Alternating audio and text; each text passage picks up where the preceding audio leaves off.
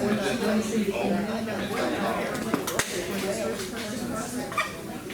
everybody. We're about to start. Does everyone have a handout that's multi-page and stapled? Does anybody not have this? Everybody got it? Who's here for the very first time? Just one of you. For all of the rest of you, you will look at this handout and you will realize it doesn't follow my normal format. And it's because the book was a nothing but narrative, and I just had to do it a little differently. So we're going to begin in a minute. I feel like I'm still recovering from braving the umbrella to get in, to get some water.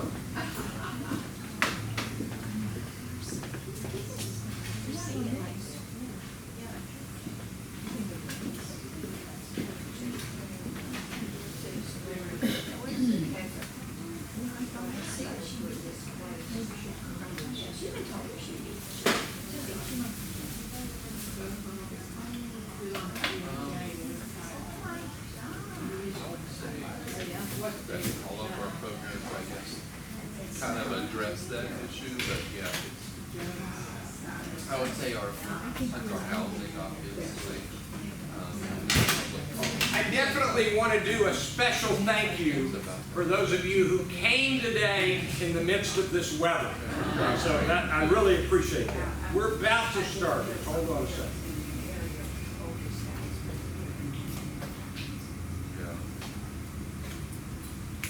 And I'm impressed that you all tore yourself from either cable TV or NPR because this is quite a day. This is quite a day.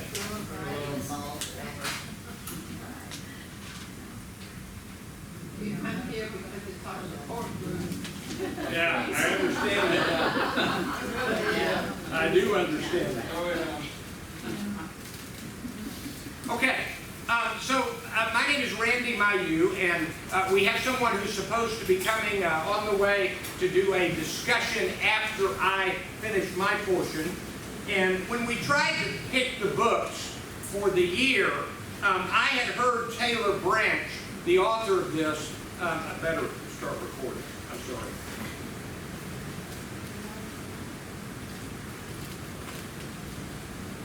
I had heard Taylor Branch speak at SMU. David, you invited me. I sat with you. Thank you. Yeah. And I bought my copy of this book at that event and had him autograph it. But I've still bought another copy on the Kindle app because that's how I read my books these days. So if you're not aware, Taylor Branch is, Gerald, I just started. Is that all right? Okay. All right. Taylor Branch won the Pulitzer for a book called Parting the Waters, America in the King Years. And I read that so long ago that my copy is buried in storage. It's very thick and hundreds of pages long. And it is really where I learned most of what I learned about that era. And he is the author of the era. He's the Pulitzer Prize-winning author. This book has a very unusual approach. Each chapter has a short essay from Taylor Branch, and then he pulls together sections from Parting the Waters and his other 2 volumes. So he creates a flowing narrative where he says, this is the event, and then here's what I'd written about this earlier. I'm going to begin, and I would like to recommend that you all buy this. This is called Defining a Nation by David Halberstam. He is now deceased, but he was another Pulitzer Prize winner. And Larry James just told me that the best book on the civil rights movement is one I have not read. It's called The Children by David Halberstam. And this book is a collection of essays. To give you an example, Jim Lehrer has an essay in here on the greatest government program ever, the GI Bill. So this is a remarkable book, Defining a Nation. And this is a chapter written by David Halberstam. It's called The Children of a Revolution, the Fisk University Activists. And I'm going to read just a little bit from this essay. Now, 43 years later, the first thing I remember about them is their sense of purpose, which was so unshakable. And then their fearlessness. They were not really that fearless, of course. No one ever is in the face of death. But they seemed fearless as they went off to be assaulted each time by raging mobs of white segregationists. Diane Nash, and you're going to see her name in this handout. Diane Nash, the beautiful young woman from Chicago whom all the rest of them so admired and who half of the men were in love with, seemed utterly without fear. And that goaded many of the men to be a bit braver. But in fact, every day in her last class at Fisk, as she readied herself to go off to yet another sit-in, she was aware of her own mounting fear. Her palms began to sweat, and she would notice a huge, wet handprint, a fear print, really, on the desk of her English class. And then she would pull herself together and become the Diane Nash she was supposed to be, the Diane Nash who was always so cool and afraid of nothing in the eyes of her male peers. I just thought that was worth reading as we begin. So, what this book does is it takes moments. Notice that the subtitle is Historic Moments in the Civil Rights Movement. And so it takes moments, and then it tells just a little bit of the story. And I've really debated how to talk about this. I talked to Reverend Britt about this on the way in. I'm a white man, and no one has ever looked at me and immediately cast judgment because of my gender or my color. White men have enormous privilege in this society. And so I have tried very diligently to educate myself. And I know that I know nothing compared to the people who've experienced it. This May, next month, my wife and I are going on our third trip that I'm calling our own personal civil rights tour. We've been to Atlanta, we've been to Montgomery and Birmingham and Selma, and we're going together to Memphis. I've been to Memphis and I've been to the Lorraine Motel, and yes, we will go to Graceland, just so you know. I'm hoping to run into Elvis. I hear he's still secretly alive. But I called, and I found out that it is available to go into the auditorium at the Mason Hall, the Mason Temple, which is also the headquarters of Church of God in Christ, where Martin Luther King Jr. gave his last speech on April 3rd, 1968. I've been to the mountaintop. And I know the look of that auditorium, and I asked the person when I called, is the auditorium like it was in 1968? And she said yes. So I've tried to educate myself. But what I do not understand is the vociferous ugliness of the white people who just did not want integration to occur. And you realize integration, what they were worried about was equality.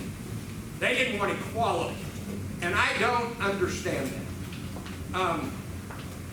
I don't think. So anyway, let's look at the front. We're just going to work through this one. What is the point? The civil rights movement rose and fell and rose on certain key moments. This book chronicles those moments, and yes, they revolve around Martin Luther King Jr.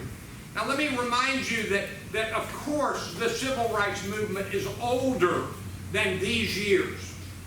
It started with A. Philip Randolph, and it started with W.E. Du Bois, or Du Bois, I still can't, Gerald says it one way. By the way, Gerald, this book confirms the Mahalia Jackson story. Oh, is that right? On the I Have a Dream sphere. Yeah.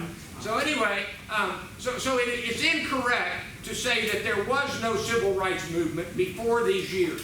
But it is commonly believed, and this author believes, that something pretty major happened beginning December 1, 1955. If you want to write that date down. December 1, 1955, that is the day that Rosa Parks was arrested in Montgomery, Alabama for not giving up her seat on the bus. And he basically says, and we'll wrap up this era on April 4, 1968, if you want to write that date down, and that's the day that Martin Luther King Jr. was killed. And so these moments revolve around Martin Luther King Jr. Why is this book worth our time? This book is a compilation of key passages of the major works of the Pulitzer Prize-winning author Taylor Branch. He made the selections. This is his selection of passages that he put into one volume. And it's like reading the best of the best, chosen by the best. So, I kind of, some of you are not old enough to understand this phrase. It's like a really good volume of the Reader's Digest version. So. All right, number two, whether you know the history well or you don't know the history at all, this sweeping look provides context and insight. I know a lot of this history. I've read a lot of books about it. And yet, I found myself kind of seeing the big picture in a better way after reading this book. And I think if you don't know the history, this would be the starting point because it will give you the key moments. Number three, I just tried to list all I could think of. Discrimination, hatred, prejudice. These are all still, sadly, way too present. In the state of Oregon, this week, a man was sentenced to life in prison because he intentionally ran his car into and killed a black person. And it was tried both as murder and a hate crime, and there is zero doubt that he picked out an African American to do that to. So this book reminds us how deeply the roots of such views and behaviors are planted.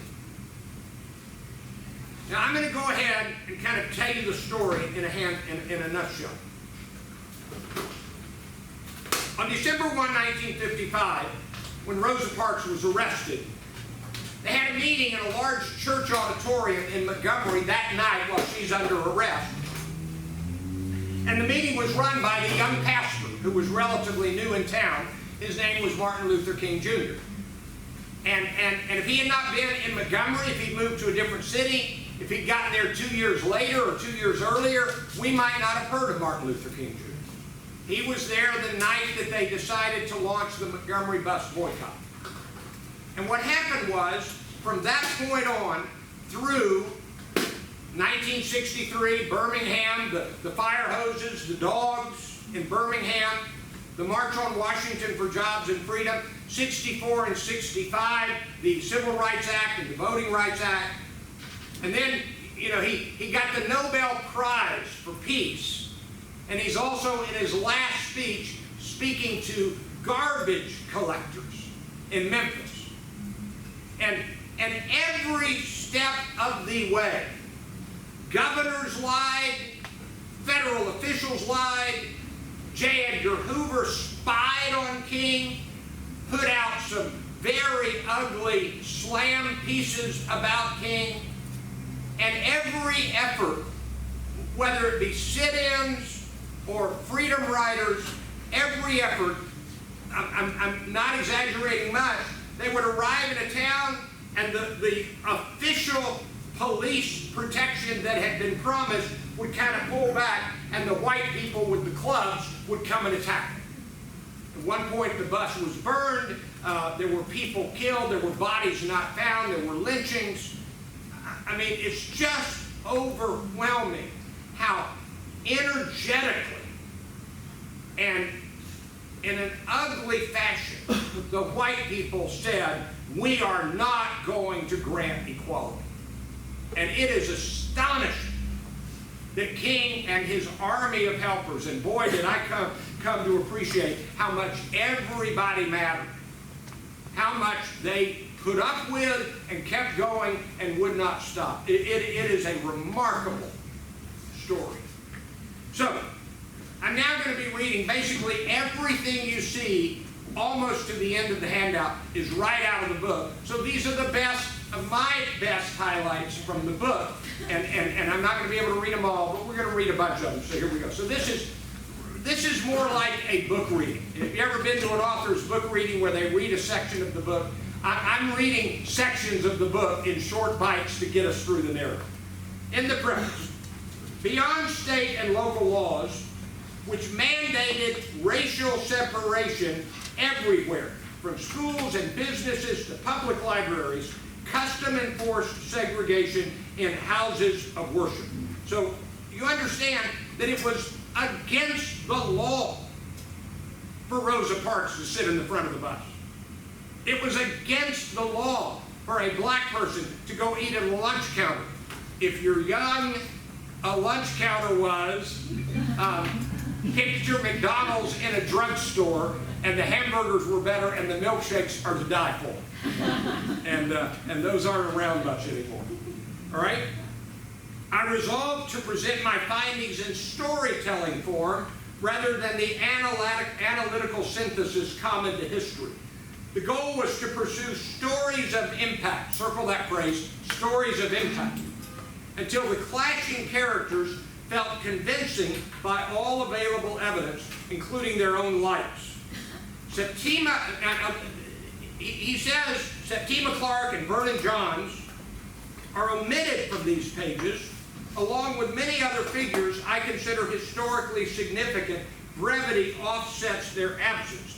In other words, there are a lot of heroes in this book, but there are a lot of heroes not mentioned that are part of the story, and it's a shame we don't have time to deal with every one of them. Above all, the King years should serve as a bracing reminder that citizens and leaders can work miracles together despite every hardship against great odds. So that's from the preface. And now each chapter is a moment. And what you got on the handout is the chapter and the year, and then a couple of highlights, or a few highlights. Chapter 1, the Montgomery bus boycott, Martin Luther King's first public address, 1955. I got to tell you, I teach speech.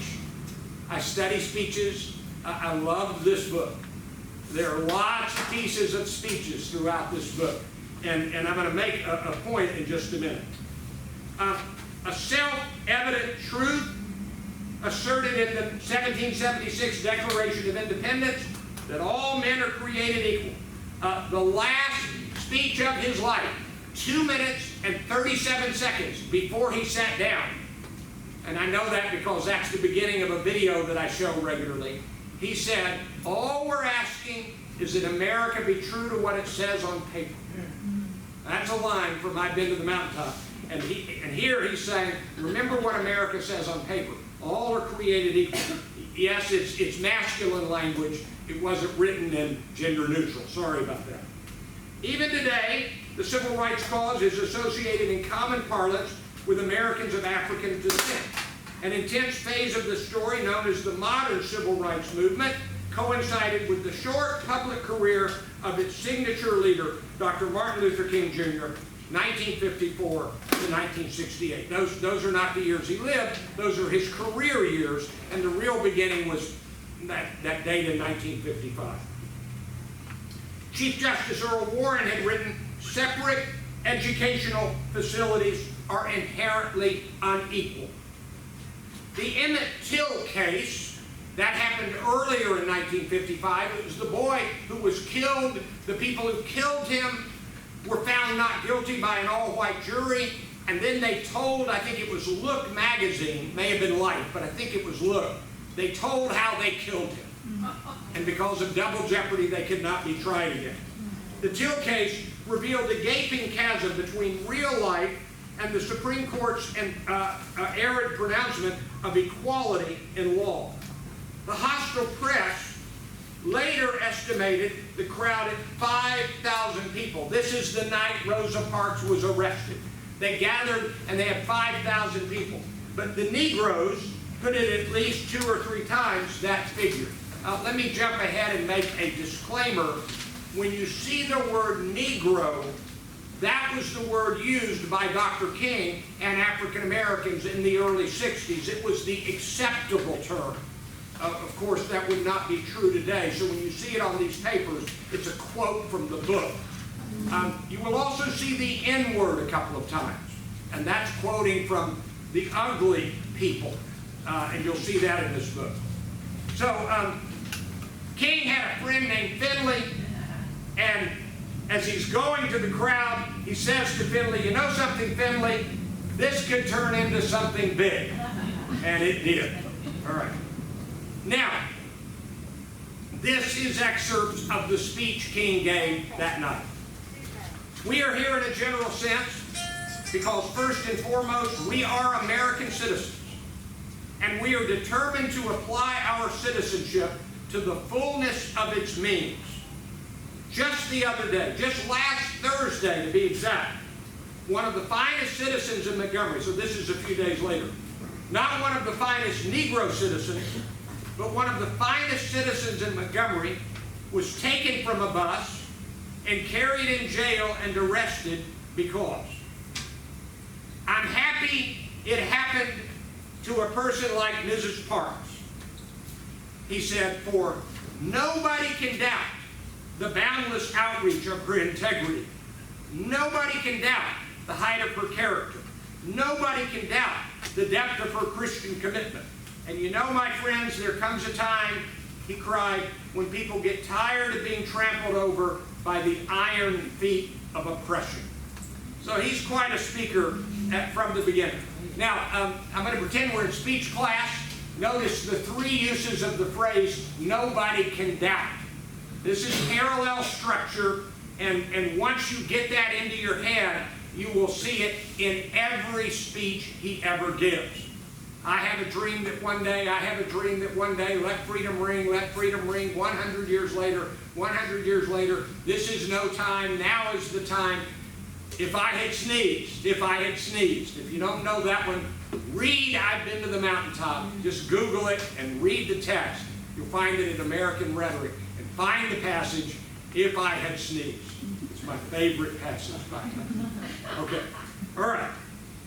Number 9, if we were incarcerated behind the iron curtains of a communistic nation, we couldn't do this. If we were trapped in the dungeon of a totalitarian regime, we couldn't do this. And now, those are part of his speech, and now you begin to see that he repeated key ideas throughout his career, because those ideas are in the "I've Been to the Mountaintop" speech, and some of the lines he gave elsewhere landed in the "I Have a Dream" speech. I want it to be known that we're going to work with grim and bold determination to gain justice on the buses in this city. And we are not wrong. Here's another parallel. If we are wrong, the Supreme Court of this nation is wrong. If we are wrong, God Almighty is wrong. And we are determined here in Montgomery to work and fight until justice rolls down like water and righteousness like a mighty stream. From the book of Amos, requoted in "I Have a Dream," and I suspect many times by him. So Taylor Branch says King would work on his timing, but his oratory had just made him forever a public person. Okay. I'm not going to read all of the excerpts. You can read them on your own. But I'll hit all the chapters in 1 or 2 each. Chapter 2, Sit-ins and the Student Nonviolent Coordinating Committee, 1960. Gerald, is that pronounced SNCC? All right, they pronounced that SNCC. And there were a number of different organizations that popped up. Dr. King was the head of the Southern Christian Leadership Conference. And so, lots of them. So he wanted to spread it. And so discreetly, he consulted Billy Graham about how the celebrated evangelist crusade model might convert the white South from segregation city by city. That was interesting.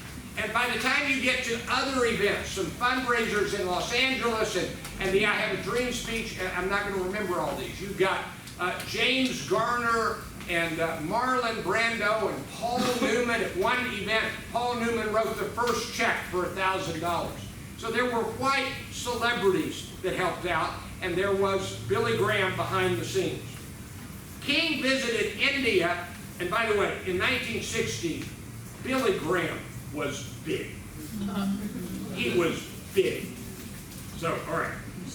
King visited India in 1959 to find puzzling splits among the heirs of the nonviolent pioneer Mahatma Gandhi. All right. One of the things that I came away with was this. You know, we read these stories and we treat these icons as great champions. Rosa Parks was such a champion. I Have a Dream and the March on Washington was such a champion. It turns out that John Lewis, the youngest speaker on the March on Washington for Jobs and Freedom, was in a real fight with the organizers of the March on Washington on what he could actually say. I mean, they were in a fight, a big argument. And it turns out, and you know this, that the iconic Rosa Parks had to flee Montgomery for her life and move to Detroit. And so, you know, 50 years later, we talk about how wonderful they were and how everybody acknowledged how great they were. Nobody was acknowledging how great they were. Not then. So that's really interesting. Okay? Number 15, put a star beside it. I liked reading this. Dr. King chafed that his gift of oratory alone could not move entrenched segregation. I just read a business book that said, here's something you won't like to know. Motivational speakers accomplish nothing. and I read that and I said, oh my goodness. What matters is organization and systems and teamwork and planning and execution. Fascinating. Okay. Number 21, and again, I'm skipping a lot, so you want to read some of these. Love is the central motif of nonviolence. Love is the force by which God binds man to himself and man to man. Such love goes to the extreme. It remains loving and forgiving even in the midst of hostility. It matches the capacity of evil to inflict suffering with an even more enduring capacity to absorb evil, all the while persisting in love. Now we come, number 3, chapter 3, Freedom Rides 1, the Nashville Initiative 61, and then the next one is Freedom Rides 2, King to Kennedy's and National Politics. Okay, so if you don't know this, primarily a bunch of college students. They said, we're going to go crash all the places. And so black and white students together would take these rides, hundreds of them. They would get on buses and they would go to these places. And if you drive through some of the cities of the South, there will be plaques next to buildings that used to be the Greyhound bus station. There are not many Greyhound bus stations left anymore in the same way that they were. And so they would ride on these freedom rides. Not until October 19, 1960, over his father's objections, did King accept persistent invitations to join Atlanta students protesting a segregated lunch counter at the prestigious Rich's department store. It was King's 4th arrest since the bus boycott had begun, the first in which he deliberately sought to be jailed. And I had forgotten that, you know, we all know about the letter from Birmingham jail when he was arrested and put in the jail and wrote that letter. But he was arrested a lot of times. And the iconic picture of him, if you've seen it, sitting in the jail cell in Birmingham was not taken when he wrote the letter from Birmingham jail, but when he had to go back to jail in Birmingham in '67. He wrote the letter in '63. He had to go back to jail in '67 because there was an outstanding warrant on him. And so that, I did not know that. Richard Nixon, the Republican nominee, stressed the GOP's century-old bond between Negro voters and the party of Abraham Lincoln, but did not specifically mention King's plight. Nixon's opponent, Senator John Kennedy, while cultivating the essential Democratic base in the white solid South, did place a sympathetic phone call to King's wife, Coretta. This is after some people were killed. Political experts, including Nixon in defeat, later isolated Kennedy's gesture as the cause of a razor-thin victory. The miracle phone call elevated King in national politics. You read this book and you realize that the Republicans were the ones that treated black people better up to this point. But that didn't mean they treated them with equality. And the Southerners were Democrats, and they were as racist as could be. And you might know the famous story that when Lyndon Johnson made a decision to sign these bills, Civil Rights Law and Voting Rights Act, he famously said, "We have lost the South for a generation." Make that 3. And he was wrong. It's been much longer than a generation. So, but that's the famous line. All right? Number 26, on Sunday, May 14, 1961, a white mob attacked and burned one bus of Freedom Riders outside Anniston, Alabama. Minutes later, a Ku Klux Klan posse severely beat the second busload on arrival at the Trailways station in Birmingham. A number of, I'll stop there. So what happened was there was promise of protection, and the protection would dissipate, and mobs would attack and beat. And this happened in many places. Okay. Number 30, less than 5 minutes after the bus door opened in Montgomery, official Washington knew that Pipes and bare knuckles nullified all the painstaking federal-state agreements. By the way, I'm too young to know this, but multiple times Dr. King would send a message to the Kennedys, President Kennedy, Robert Kennedy, Lyndon Johnson. Does anybody know how he sent it? Telegram. Telegram was still big in the early 60s. I did not know that. Okay? And then number 31, chapter 4, Freedom Rides 2. King called Attorney General Kennedy several times with desperate appeals for help. John Lewis bridled at any overt criticism of King, but even he found himself defensively repeating Lawson's teaching that in nonviolence you do not badger people or force them beyond their commitment. Number 34, I put it in bold. A Gallup poll in June showed that 63% of all Americans disapproved of the Freedom Rides.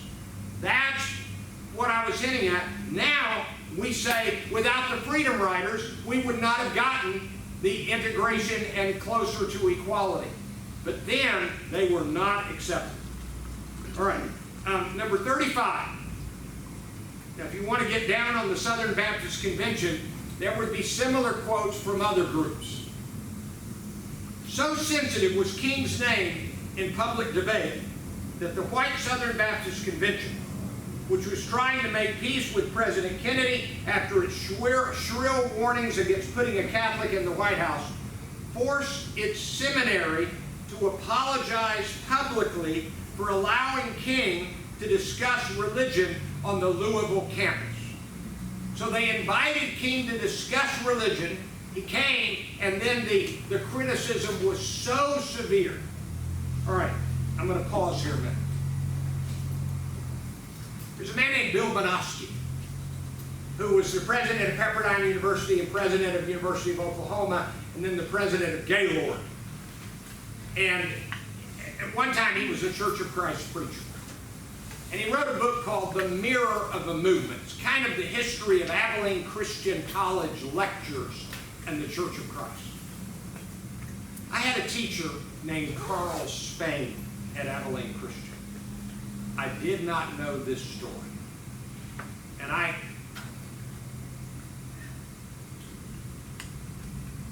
sought him out and thanked him for this.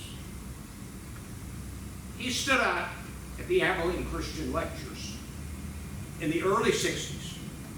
And he said, it is a sin that must be repented of, that we are segregated in this school and we support segregation in this country.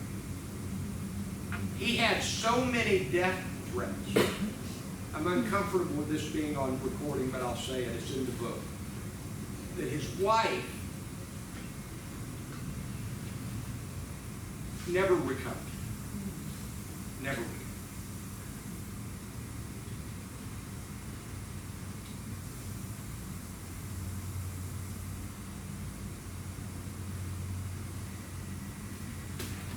And there are stories like that everywhere.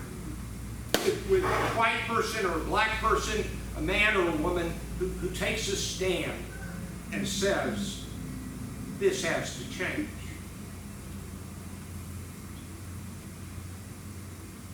When I sought him out, he basically said, nobody has thanked me for a long time.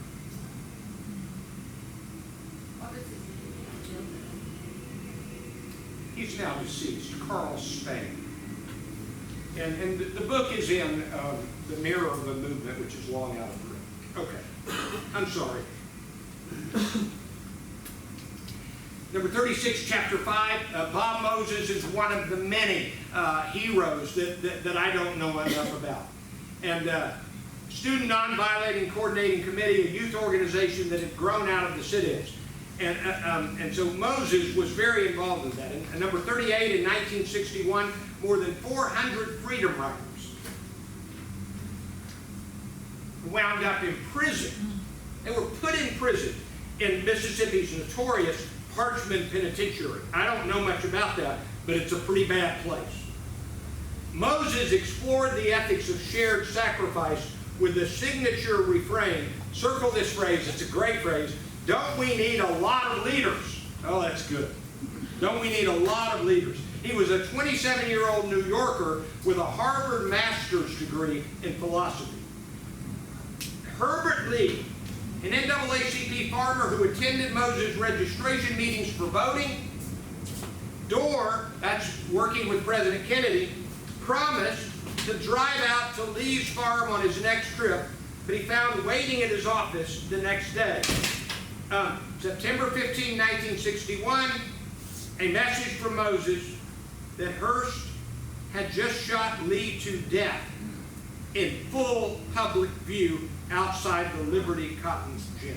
So here's a man shot to death in full view because he's trying to register people to vote. All right? Look at number 43. I'll not read the final word. This is one of the racists. We killed 2-month-old Indian babies to take this country. One white voter explained succinctly to the press, and now they want us to give it away to the black. So, number 44, number 6, chapter 6, the National Firestone for Birmingham. A member of the American Nazi Party darted from the audience there to slug King repeatedly. And King, while recuperating, watched dramatic television news at the University of Mississippi.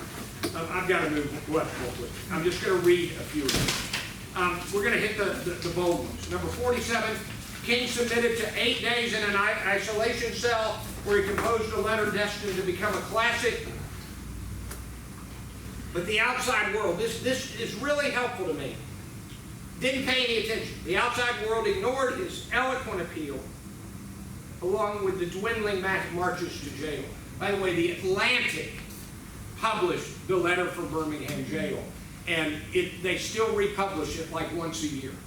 So, this was the brainchild of James Bevel and his wife Diane Nash from the Nashville workshops, the efforts of what they were doing. The next one, Paul Newman wrote the $1,000 check. Holly Bergen II, Tony Francioso III, John Forsythe, and Lloyd Bridges contributed. All right, Mayeux Jackson. In his own, number 50, in his own speech, King was hard-pressed to match the dueling headliners. This is at like 2 in the morning. Mayeux Jackson and Dinah Washington. And the three of them held the overflow crowd till 2 in the morning when young Aretha Franklin topped them all with her closing hymn. And then she slipped 400 $1 bills into the pocket of, I think, Mayeux Jackson to give to the cause. All right, number 52, intelligence reports noted that the Soviet Union brought, oh, this is big. Film of white people and Bull Connor, the equivalent of sheriff, beating children and using fire hoses and dogs. There are statues in Birmingham to this. And so intelligence reports noted that the Soviet Union broadcast 1,420 anti-U.S. commentaries about the Birmingham crisis during the 2 weeks following the settlement, and Prime Minister Milton Obote of Uganda replied with an official protest against the fire hoses and snarling dogs of Birmingham. Okay. Number 56, JFK said, we are confronted primarily with a moral issue. The heart of the question is whether all Americans are to be afforded equal rights and equal opportunities, whether we are going to treat our fellow Americans as we want to be treated. We preach freedom around the world and we mean it. We cherish our freedom here at home, but are we to say to the world, and much more importantly to each other, that this is the land of the free except for Negroes, that we have no second-class citizens except Negroes, that we have no class or caste system, no ghettos, no master race, except with respect to Negroes. Now the time has come for this nation to fulfill its promise. The events in Birmingham and elsewhere have so increased the cries for equality that no city or state or legislative body can prudently choose to ignore them. A great change is at hand. We owe them and we owe ourselves a better country. It was one of the most eloquent, profound, and unequivocal pleas for justice and the freedom of all men ever made by any president. You spoke passionately to the moral issues involved in the integration struggle. All right, I'm literally about out of time. Number 65, talking about the March on Washington for Jobs and Freedom. What quickly swept the press of both races was the dream sequence, I Have a Dream, which stamped King's public identity. All right, there was a Birmingham church bombing. 4 little girls killed in 1963, later in the year, shortly after the March on Washington. Look at number 69. Heading home from the rally, a pair of White Eagle Scouts fired their new pistol at 2 Negro boys riding double on a bicycle, killing a 13-year-old perched on the handlebars. The Eagle Scouts told police they had no idea what made them shoot. Now, circle number 72, I've got to do this quickly. So the Birmingham church bombing, Diane Nash rode the bus to get to Birmingham. She walked into the room and tried to get Dr. King's attention, went person to person, went to a typewriter, typed it up, and that night Diane Nash presented to King, who had not given her much attention, the germ of what became his Selma voting rights campaign in 1965. If you know anything about the Selma voting rights campaign, it changed the circumstances, and Diane Nash came up with the plan. Fascinating. Okay. All right. I'm out of time, so I just read this on your own. I wish I could read them all. Turn to page 7 on your handout. At the bottom of the page, a few observations and then one takeaway. Number 1, America really, really, really did not want to change. Segregation was the desired way. It took a leader and a movement and a lot of strategy and work and wisdom and sacrifice and leaders and foot soldiers to bring about the change. Even friendships had to be sacrificed for the greater goal of the greater good. There were times when a friend of King's had to back out because they were being accused of being a communist. And let me tell you, if you think it was the I Have a Dream speech, that was a tiny piece. It wouldn't have happened without that, but it wouldn't have happened with only that. All right? Number 2, a thought and a word about the use of the word Negro. I just wanted to say that that's what was used then. Now we use other vocabulary. Number 3, there was put a star beside this one. There was so very much police brutality and public official sanctioned police brutality. and citizen brutality. And so many blind eyes turned to the brutality. You read this, you understand the distrust of African Americans and police officers. Number 4, the FBI with wiretaps and smear campaigns and complicity did not help the cause of civil rights. And yes, King had a major weakness or two that they found out about. So that's another discussion for another time. Number 5, times have changed. King communicated with telegrams. Gerald, I've never sent you a telegram. Number 6, there was more than a little infighting. This was, I knew this a little bit, but Ralph Abernathy and Jesse Jackson and others, there was real infighting, and it really got tough when, it kind of got tougher when they got their 2 big goals, the Civil Rights Act and the Voting Rights Act, and then the next years following, what are we going to do now? And they really kind of went at each other, and that was interesting. But partly because of the sheer difficulty and vastness of the challenge. Number 7, there were so many murders. Medgar Evers and James Meredith and 3 civil rights workers in Mississippi. This is a quote: "The 3 missing civil rights workers turned up corpses in August, victims of a Klan lynching arranged by local officials. The deaths in Selma, the girls in Birmingham, and of course, ultimately, Dr. King himself." And here's my one lesson and takeaway. That's a typo, it should be 1. A lesson and takeaway. Read more history. Learn more history. When somebody says to you, you know, and this is mentioned in this book, the Civil War was not about slavery. Read more history. Read the Texas Ordinance of Secession and the Cornerstone Speech, and just have them read it aloud, and then say, now tell me it wasn't about slavery. Okay, that's it. The King years, historic moments in the civil rights movement. I could not do it justice. I hope you found enough useful. Thank you for coming.